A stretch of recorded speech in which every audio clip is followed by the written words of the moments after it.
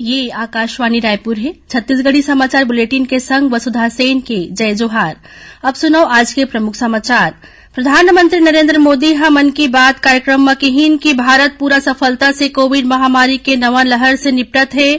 देश आज राष्ट्रपिता महात्मा गांधी के 74वीं पुण्यतिथि में ओमन ला श्रद्धा सुमन अर्पित करत है और सुकमा जिला में आज सुरक्षा बल मन संग होए मुठभेड़ में एक झीन वर्दीधारी माओवादी मारे गिस। अब समाचार विस्तार ले।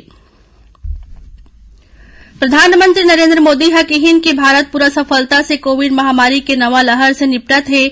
आकाशवाणी से मन की बात कार्यक्रम में श्री मोदी ह कहिन कि अब तक 4.5 करोड़ किशोर मन ला कोविड के टीका लगाए जा चुके हैं। आज महात्मा गांधी के पुण्यतिथि में श्री मोदी ह कहिन कि 30 जनवरी बापू के शिक्षा ला याद दिलाथे। प्रधानमंत्री ह कहिन कि इंडिया गेट में नेताजी के डिजिटल मूर्ति स्थापित करके देश अपन राष्ट्रीय प्रतीक मन ला पुनर्स्थापित करत है। श्री मोदी ह एखर से प्रेरणा ले बर सब्बो झन से राष्ट्रीय समर स्मारक ला देखे के आग्रह करीन। प्रधानमंत्री ह कहिन कि हाल ही में कई महत्वपूर्ण राष्ट्रीय पुरस्कार प्रदान करे गे हे। ऐसने एक ठिन सम्मान प्रधानमंत्री राष्ट्रीय बाल पुरस्कार आए। उमन प्रसन्नता व्यक्त करीन कि 1 करोड़ ले ज्यादा लइका मन उनला मन की बात पोस्ट कार्ड के जरिया संदेश लिखीन। प्रधानमंत्री है ये बात ऊपर बल दीन कि भारत के आजादी के अमृत महोत्सव के उत्साह देश तक ही सीमित नहीं है। क्रोएशिया के जागरेब के कुछ छात्र मन भारत के लोगन मन बर 75 कार्ड भेजे हैं और आजादी के अमृत महोत्सव बर बधाई दे हैं। देश आज राष्ट्रपिता महात्मा गांधी के 74वीं पुण्यतिथि में उमन ला श्रद्धा सुमन अर्पित करत है। ये दिन ला शहीद दिवस के रूप में घलो मनाए जाथे। आज सर्वधर्म प्रार्थना सभा के घलो आयोजन करेगी। इस अवसर में देश भर में आज बिहनिया 11 बजे 2 मिनट के मौन घलो रखेगी। राष्ट्रपति रामनाथ कोविंद और प्रधानमंत्री नरेंद्र मोदी सहित कई गणमान्य व्यक्ति मन दिल्ली स्थित राजघाट में महात्मा गांधी के समाधि ऊपर पुष्पांजलि अर्पित करीन।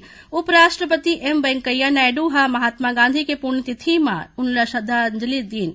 एती छत्तीसगढ़ के राज्यपाल अनुसुईया उइके राष्ट्रपिता के पुण्यतिथि में आज राजभवन में ओखर छाया चित्र ऊपर पुष्पांजलि अर्पित कर श्रद्धांजलि दीन। ए अवसर में राज्यपाल कहिन कि महात्मा गांधी मातृभूमि के सेवा बर अपन सर्वस्व अर्पित कर दीन। उखर आदर्श और विचार देश सहित पूरा दुनिया भर आज भी प्रासंगिक है। उमन कहिन कि आज के युवा पीढ़ी ला महात्मा गांधी के जीवन दर्शन ला जाने बर उखर संबंधित किताब मन के गहन अध्ययन करना चाहिए। महात्मा गांधी के पुण्यतिथि के अवसर में राजधानी रायपुर सहित प्रदेश भर में अलग अलग कार्यक्रम आयोजित कर उनला श्रद्धांजलि दे जाथे। दक्षिण पूर्व मध्य रेलवे रायपुर रेल मंडल के मंडल प्रबंधक कार्यालय में घलो आज महात्मा गांधी के स्मृति में शहीद दिवस मनाएगी। इस अवसर में कार्यालय के अधिकारी और कर्मचारी मन 2 मिनट के मौन धारण करीन। उन्हें रायपुर दुर्ग सहित अन्य स्टेशन मन में घलो 2 मिनट के मौन धारण कर राष्ट्रपिता महात्मा गांधी ला श्रद्धांजलि अर्पित करेगी। छत्तीसगढ़ में कोरोना ले बचाव बर अब तक 3 करोड़ 48 लाख 97 हजार ले ज्यादा टीका लगाए जा चुके हैं। एमा 2 करोड़ 4 लाख 84 हजार ले ज्यादा लोगन मन ला टीका के पहलैया डोज और 1 करोड़ 41 लाख 80 हजार ले ज्यादा लोगन मन ला दोनों डोज लगाए जा चुके हैं। एकर अलावा करीब 2 लाख 32 हजार स्वास्थ्य कर्मी, फ्रंटलाइन वर्कर्स और 60 बछर ले ज्यादा उम्र के लोगन मन ला टीका के बूस्टर घलो लगा देगे है। उन्हें भिलाई नगर निगम के आयुक्त प्रकाश सर्वे के निर्देश में स्वास्थ्य कर्मी मन डहार ले कोविड टीका लगवाए से छूटे हुए पात्र लोगन मन ला घर घर जाके टीका लगाए जाथे। यही बीच काली प्रदेश में 3783 लोगन मन कोरोना संक्रमित पाए गिस। ये समय प्रदेश के पॉजिटिविटी दर है 8.62% तक पहुंच गए है। वर्तमान में 25,000 ले ज्यादा मरीज मन के इलाज प्रदेश के अलग अलग अस्पताल और होम आइसोलेशन में चलत है। प्रदेश में काली कोरोना संक्रमण से 15 लोगन मन के मौत हो गई।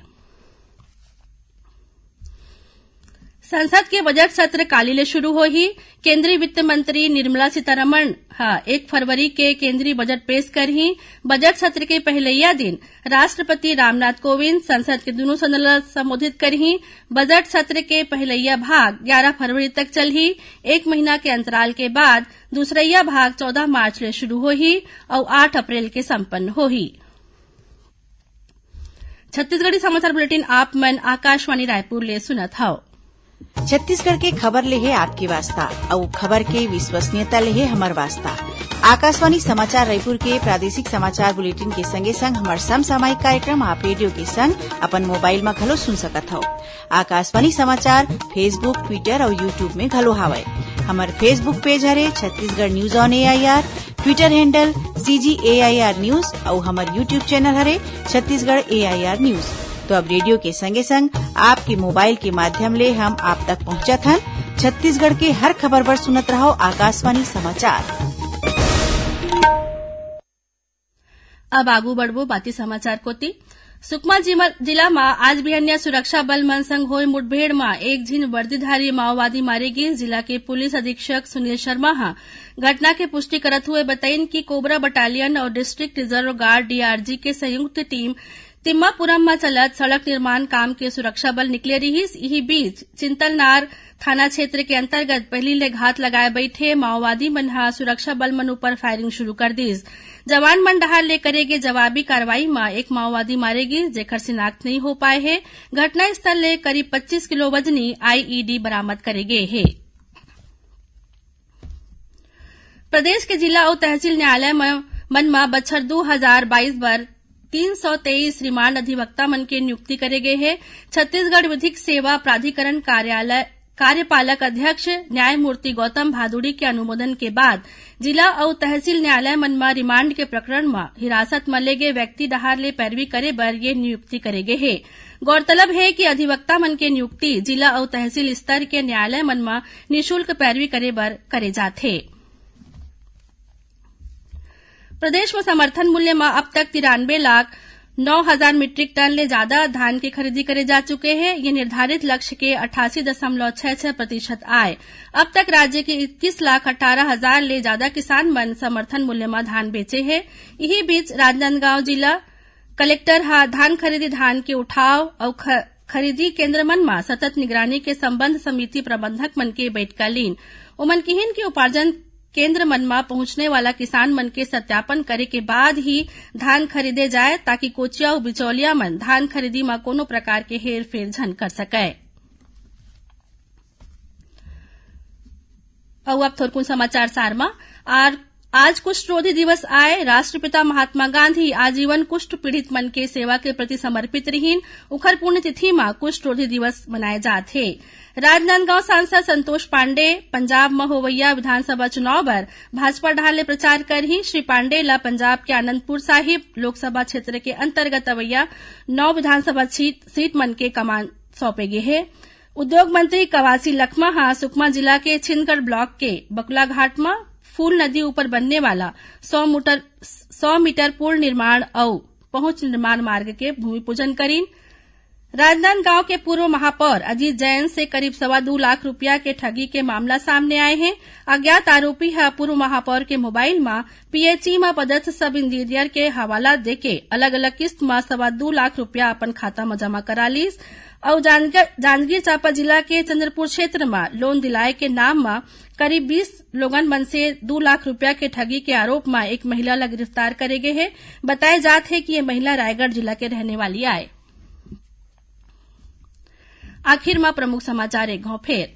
प्रधानमंत्री नरेंद्र मोदी हा मन की बात कार्यक्रम में किहिन की भारत पूरा सफलता से कोविड महामारी के नवा लहर से निपटत है। देश आज राष्ट्रपिता महात्मा गांधी के 74वीं पुण्यतिथि में उमन ला श्रद्धा सुमन अर्पित करत है। और सुकमा जिला में आज सुरक्षा बल मन संग होय मुठभेड़ में एक झिन वर्दीधारी माओवादी मारे गिस। एकरे संग छत्तीसगढ़ी समाचार बुलेटिन यही सिरावत है। जय जोहार।